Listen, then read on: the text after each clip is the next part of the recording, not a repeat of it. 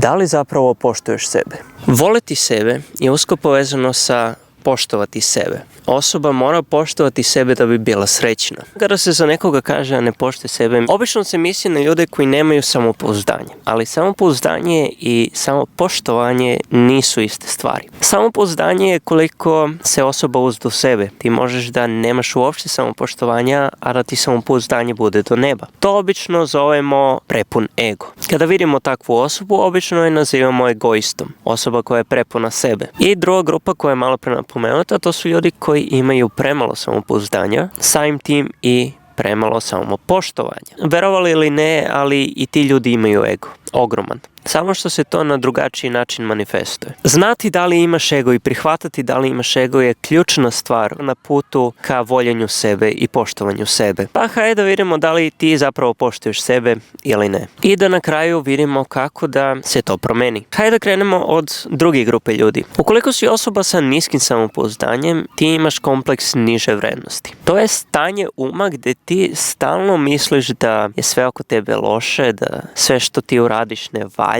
nema spasa, šta god da se proba ne funkcioniše, nema izlaza, nema nam pomoći i stalno se samo sažaljavaš. Generalno imaš negativan pogled na sve. Kao što sam već rekao, i ova grupa ljudi ima veliki ego. Taj ego koristiš kao blokator kako ne bi prihvatio ničije tuđe mišljenje. Zato što ti je mozak ispran negativnim mislima. Šta god ti neko drugi predloži, to nije po tvom, nije problem u tebi, problem je u drugima. Jel da? Ne. Ukoliko si ova osoba, uglavnom je naporno pričati sa tobom. Znači što jedino o čemu pričaš su negativne stvari. I generalno širiš negativnu energiju oko sebe. Ljudi to ne vole i u jednom trenutku će verovatno svi da odu od tebe. Ne žele da budu pored negativne osobe. I uglavnom ukoliko nešto lepo uradiš za osobu ovog tipa, ta osoba to neće ceniti ili makar to neće prikazati. Hajde sada da obradimo prvu grupu ljudi, onu sa velikim samopouzdanjem. Pa onda da kažem neko svoje mišljenje kako sam ja prešao preko svog ega i kako možeš i ti. Bilo da si osoba niskog ili visokog samopouzdanja. Simptomi su isti, samo se drugačije prikazuju. Tako da ukoliko si osoba visokog samopouzdanja, imaš kompleks više vrednosti. To je da imaš utisak da si bolji od drugih, radiš zanimljivije stvari od drugih, da si ti centar pažnje. Međutim, potajno u sebi znaš da nisi. Konstantno radiš stvari kojima pokušavaš sebe da napraviš višom osobom, bilo materijalno ili kroz način ponašanja. Plašiš se da nisi centar pažnje, plašiš se da nisi posebna osoba. I zbog toga možda kupuješ skupe stvari, možda se ponašaš na način tako da te drugi ljudi vide da budeš u centru pažnje. Ovo je kategorija u kojoj sam ja ranije bio. Zato vrlo dobro znam kakav je to osjećaj. Praktično prilagodiš svoje ponašanje tako da sam sebe ubediš da si ti ta osoba. Ti si ta. Uglavnom ti nije zanimljivo kada neko drugi priča o sebi. To oduzima od tvog dragocjenog vremena da ispoljiš svoju nevjerovatnu personu. Tvoj preveliki ego ti ne dozvoljava da budeš grešna osoba. Ipak si bezgrešna. Ti si savršena osoba. Svi oko tebe greše i ti si uvijek u pravu. I to je činjenica. Jel da? Ne.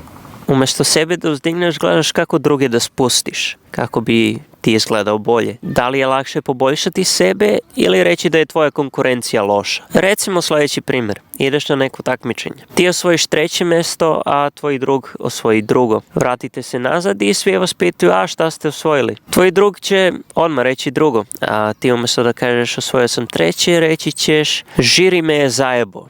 Profesor me je zajebo. Sudija me je zajebo. To ćeš reći zato što ti je ego povređen. Smatraš da si ti bolji. Čak ni ne mora bude takmičenje. Možda samo sediš sa prijateljima u kafiću i vodite normalan razgovor. Ali ti imaš potrebu da dokažeš da imaš više inteligencije, više znanja, da si edukovanija, da si veštija osoba od drugih. Iako niko nije pitao, ti imaš potrebu da to dokažeš. Zato što se potrebno plašiš da to nisi. I to uglavnom radiš spuštanjem drugih osoba, zato što je tako najlakše. Ovo je zapravo jedna stvar koja je ista za prvu i drugu grupu ljudi. Bilo da si u prvoj ili u drugoj, voliš da spuštaš ljude oko sebe, bilo pred njima ili njima iza leđa. S ovim osobama također može biti naporno pričati, zato što uglavnom pričaju samo o sebi. Generalno, ukoliko ti preuzmeš reč, neće te slušati ili ih neće ni zanimati. I bit će vidno da ih ne interesuje ono što imaš da kažeš. Obično, ukoliko ti uzmeš nešto da pričaš, uzet će i radit će nešto drugo. Bilo da tipkaju telefon ili da čačkaju nešto drugo. Karakteristično za ovaj tip osobe je da nikad nisu čuli za rečenicu šta ima novo kod tebe,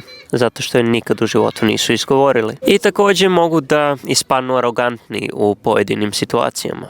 To su dva tipa osobe koje imaju nisko samopoštovanje. Oba tipa osobe imaju filter pred očima, imaju ogroman ego. Lišavaju sebe sreće, pretvarajući se da su nešto što nisu. Rade stvari kako bi se dokazali drugima, kako bi privukli pažnju drugih, promenili mišljenje drugih. I naravno, ove osobine su savršena podloga za anksioznost i depresiju. Ja sam bio prvi tip osobe, onaj koji je stalno tražio pažnju. Znao sam da sam imao ogroman ego, ali nisam vidio kako to može bude loše. Mislio sam da me ego gura, da mi ne dozvoljava da me druge osobe, kažemo, sruše. A onda shvatiš da je ego štetan, jer naveo sam već sve primjere osobina koje nisu baš dobre, koje su direktno povezane sa velikim egom. Kada pogledamo veću sliku, ako ti neko kaže da nešto loše radiš, ok, ta osoba može bude u pravu, može i ne. Nema nikakve svrhe da se sad ti drkaš na tu osobu što te je prozvala da nešto loše radiš, nego uzmi, pogledaj da li stvarno loše radiš i promeni ukoliko je osoba u pravu. Niko ne voli kada radiš stvari iz ega.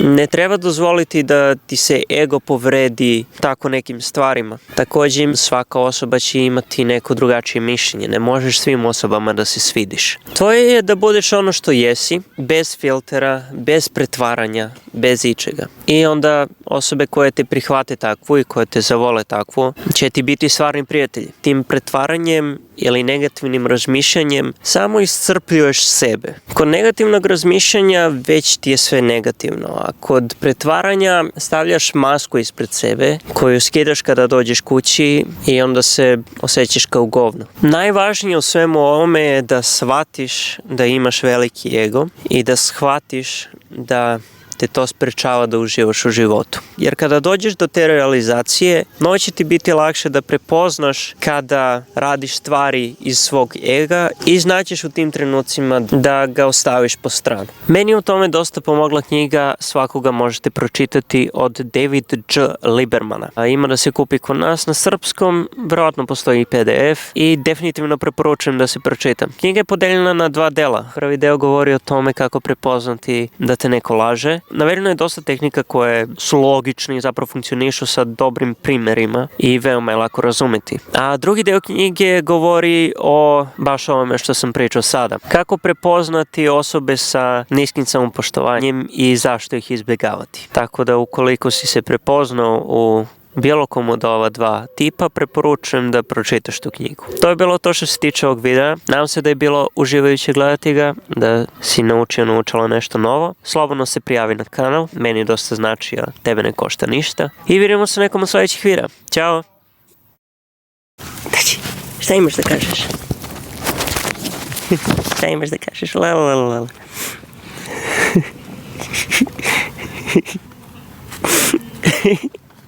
Ne diraj mi my melody.